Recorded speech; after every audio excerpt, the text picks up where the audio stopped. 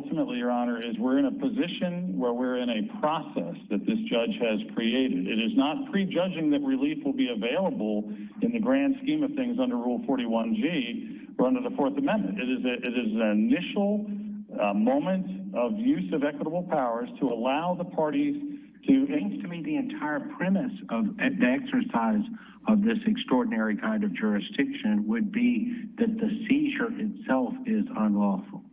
And if you can't establish that, then what are we doing here? We are in the process of establishing that, Your Honor. That's exactly what this judge has contemplated, is not immediate protective pleadings where the attorneys file things and say, we think there's a Fourth Amendment violation. So you're saying that the end object here is to establish that it was an unlawful seizure?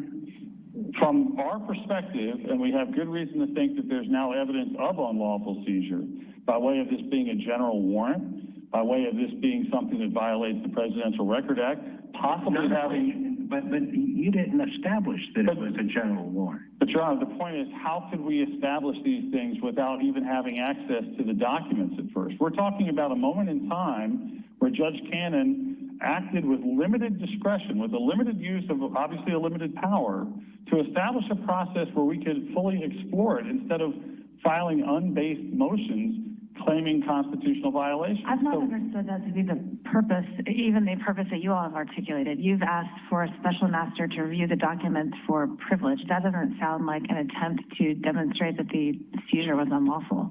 Well, it is a combination, Your Honor. And we do not know, as we sit here today, what presentation was made by the affiant to obtain a warrant. There's still a whole universe of potential Franks-type challenges to the obtaining of this warrant from the magistrate. So we start with, yes, we exercise. There were 2,900 documents that were